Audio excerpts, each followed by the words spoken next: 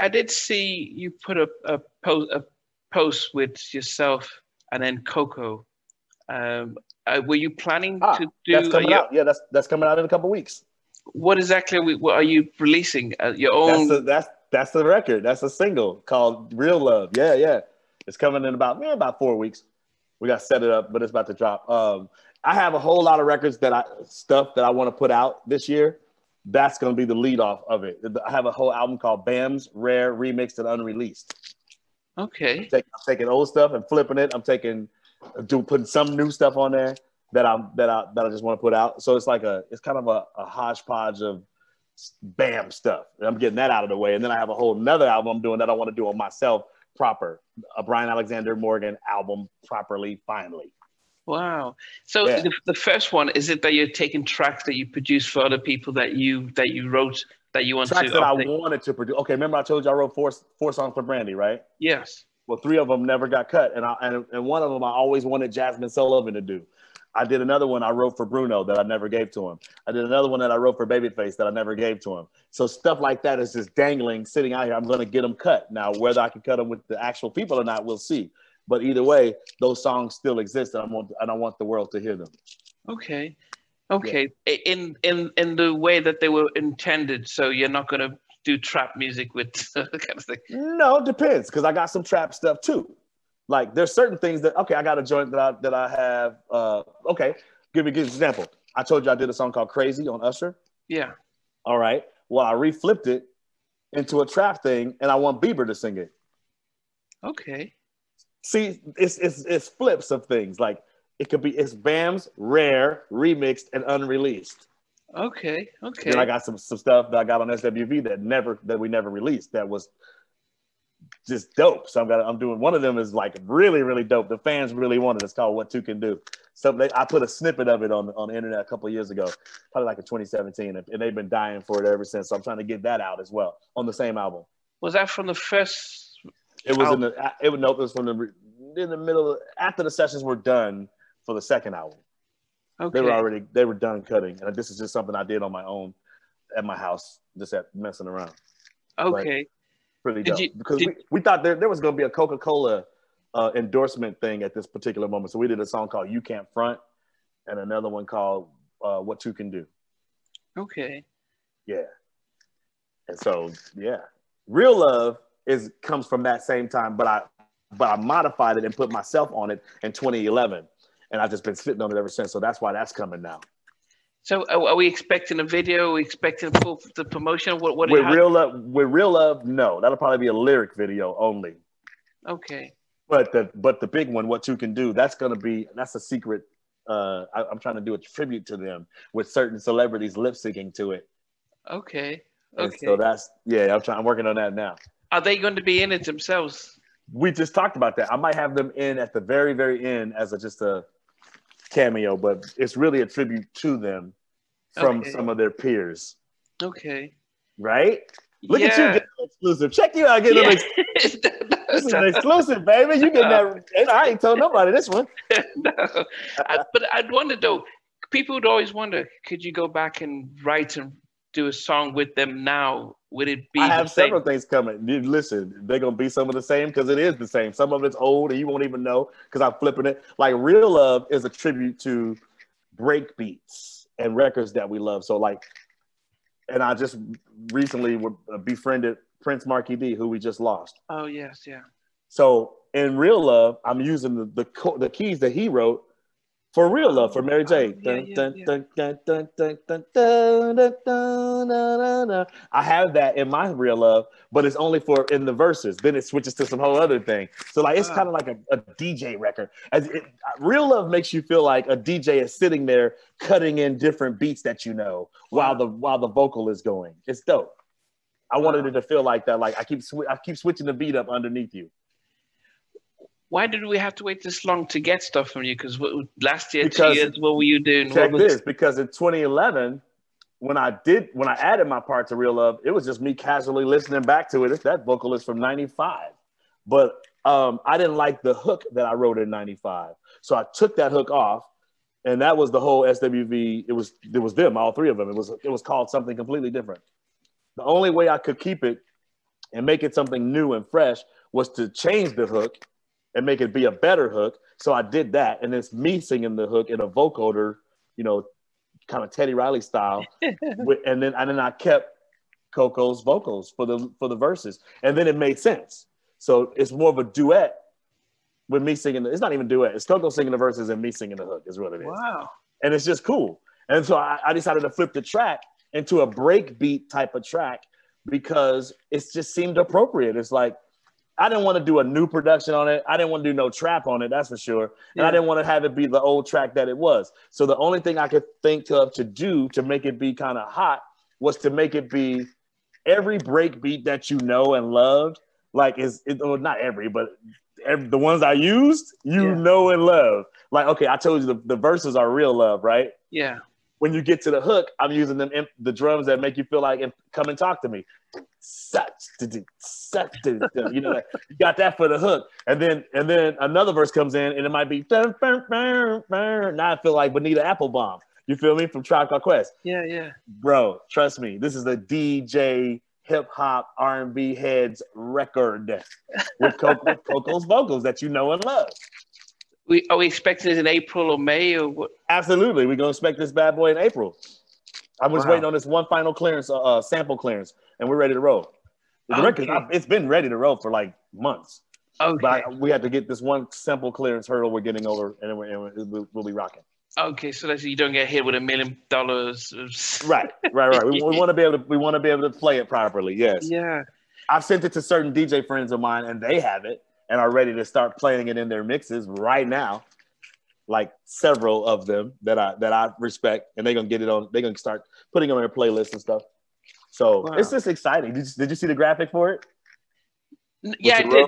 Yeah, the roads. Yeah. And Bam and Coko, and I'm thinking, what's going on? So I think that would be exciting. And in fact, I will pinch the graphic for it to let people know to Please expect. do. Yes, absolutely. Yeah. And I'll tell you, and I'll keep you posted on when it's really actually gonna drop. Yeah, it's coming. That'll be available for purchase. Okay, not streaming because streaming all of it. We're gonna be on all the platforms, and I'm trying to get that bad boy on the Sirius XMs and the cool terrestrial stations that still rock, those formats like that. Yeah, a hot track will always get its way out there.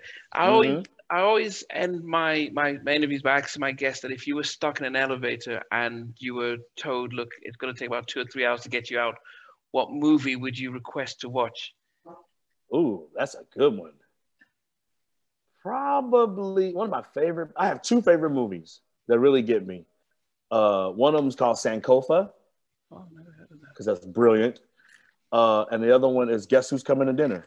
Oh, okay. The Sidney Poitier, no, not the Bernie Mac one. Absolutely. The Captain Heffron. Yeah, because look where we are right now.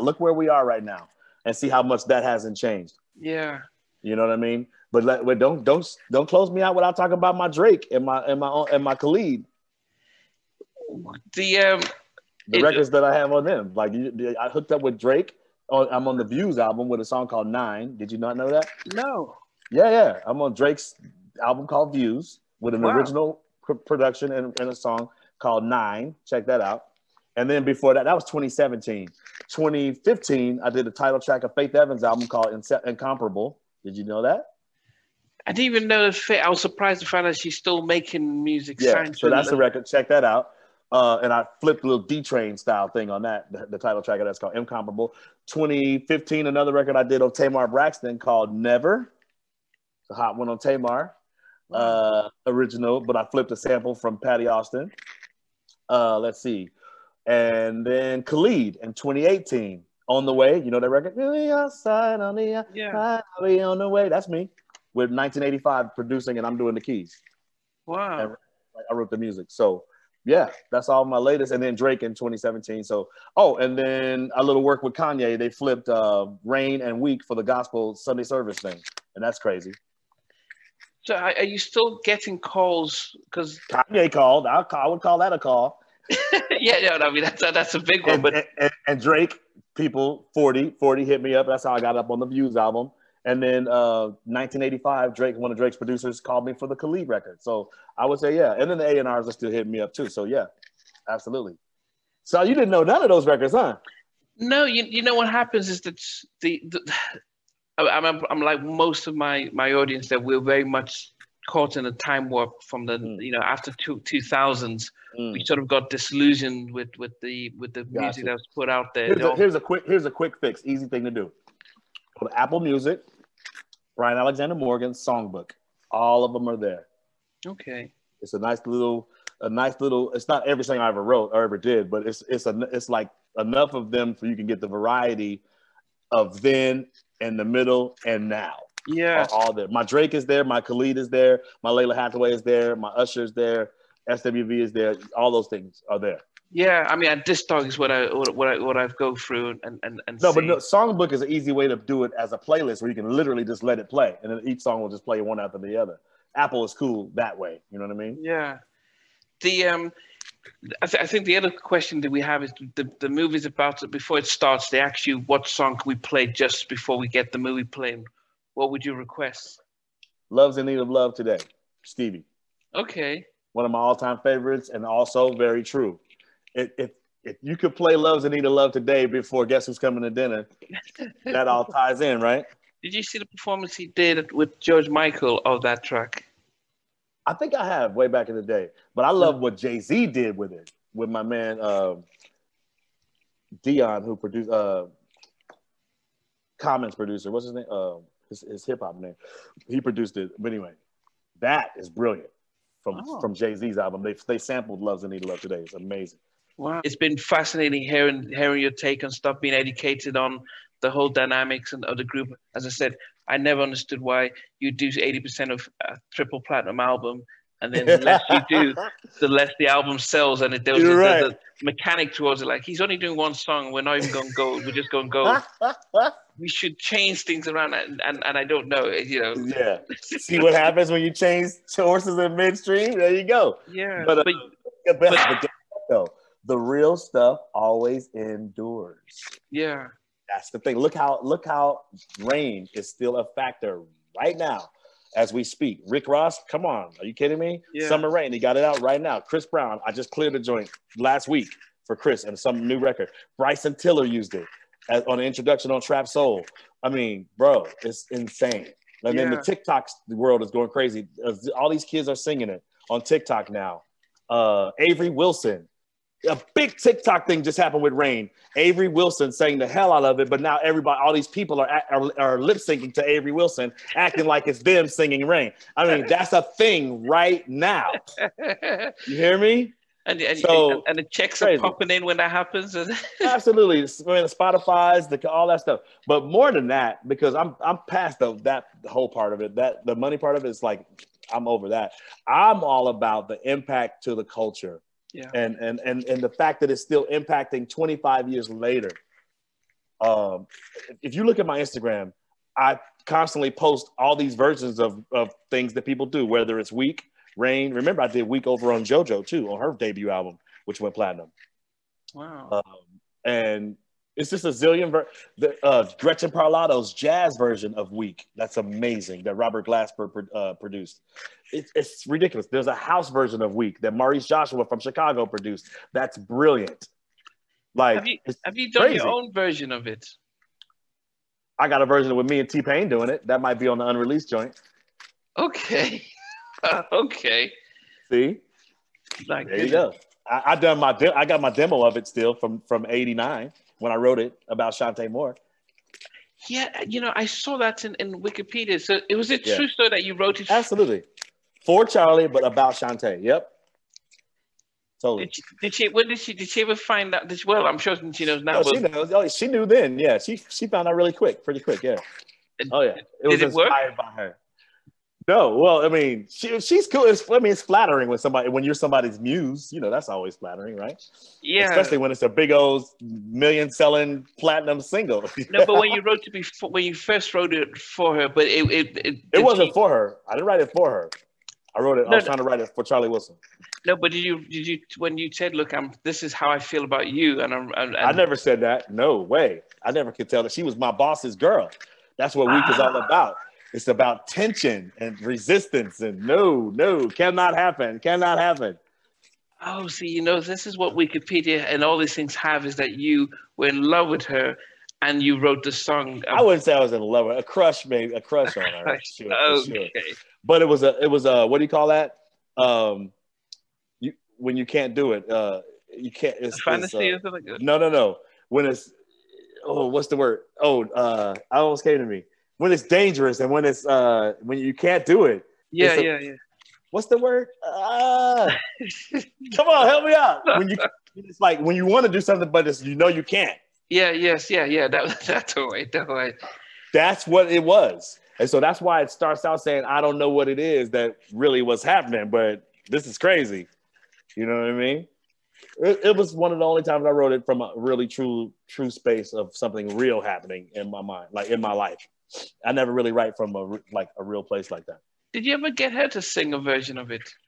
Absolutely not. Mm-mm. Okay, that was pretty quick. If I got somebody to do it, it would be Charlie, the person who I wrote it for. Have you met him? What? I know Charlie for years. Charlie came to my house and hung out with me in Sacramento all the time. So, okay, and I just talked to Charlie recently in the last couple months. Yeah. Oh yeah. So, but have you told him, look, can you do this? He might do it. I don't know. We'll see. Charlie's working on his own shit. He definitely, come on, he's the guy. I'm feeling like I'm Charlie now. After Kanye called me, I'm feeling like Charlie now. Like Kanye, Snoop, all them called. I'm finally getting my moment of that, right? So he doesn't need me to do nothing. Trust me. Charlie's chilling still. Yeah, but I could do, if I did something with him, I would want it to be something completely, utterly fresh and new. Okay. I do have a couple of records that I let him hear recently that I did like in the early 2000s. One's called Better Man. Dope. That if he does it, it's going to be ridiculous. It's a dope song. Ray Parker Jr. heard it and went, why didn't you put this out yourself? I'm like, I don't know, bro. But Ray Parker's like, Brian, you're tripping. He likes my vocal on it. But I just hear Charlie on it. So you're talking about Ray Parker Jr. I know, and we saw the DJ Cassidy's Pass the Mic stuff. Mm-hmm. And really invoked a lot of memories. Cassidy's a good friend. Cassidy's one of the DJs that's sitting on Real Love, waiting to drop it. Okay, yeah. Cassidy, Jazzy Jeff, Mad Skills. I got those are my Questlove. Those are my cats that I got ready to drop it. But then with Ray Parker and stuff, because good friend came to my house in Sacramento. We hang out. That's my guy. He's been to this house like recently. Yeah. Do you ever get them to I'm sure you have a studio at home to record stuff. So Ray just moved. It's like we switched places. I moved from the Sacramento area. He just moved up to the Tahoe area. So now we're like traded places. Yeah, but getting them to drop down, especially He would. Ray would. He loves to play on stuff. That's like no problem. That's just a phone call. Yeah, he absolutely would. Yeah, for sure. That's a good guy right there. Ray Parker Jr. is one of the best cool dudes ever, man. I mean, he in the mid '80s, he was untouchable with his suits, his voice, and everything. Yeah. But I'm just surprised you guys don't do a lot of those sort of like come in, let's like back in the '80s, they were doing a lot of people singing and stuff, and then just jamming, and it wasn't about them, just. We still could. I mean, but right now, like he set up a whole nother household in far away, right? So now he's just not here. But when he comes down, he just came over to see my new place. I bought this place 2 years ago, and I spent a year renovating it. He came in to check on it maybe 3 months ago, and then he's been up in Tahoe ever since. Okay. So it's kind of like timing. Okay. And there's a documentary that they just did on him that he's traveling all around promoting for Sundance and all that stuff. Okay. He's not in one place. Ray moves around. He's like Mr. International businessman guy. He's amazing. I'm trying to be like Ray. Yeah. Thanks for watching. Please remember to subscribe to the channel, but most importantly to press the notification bell so that you can be notified when we do have a new interview. Loads to come. But thanks a lot for watching.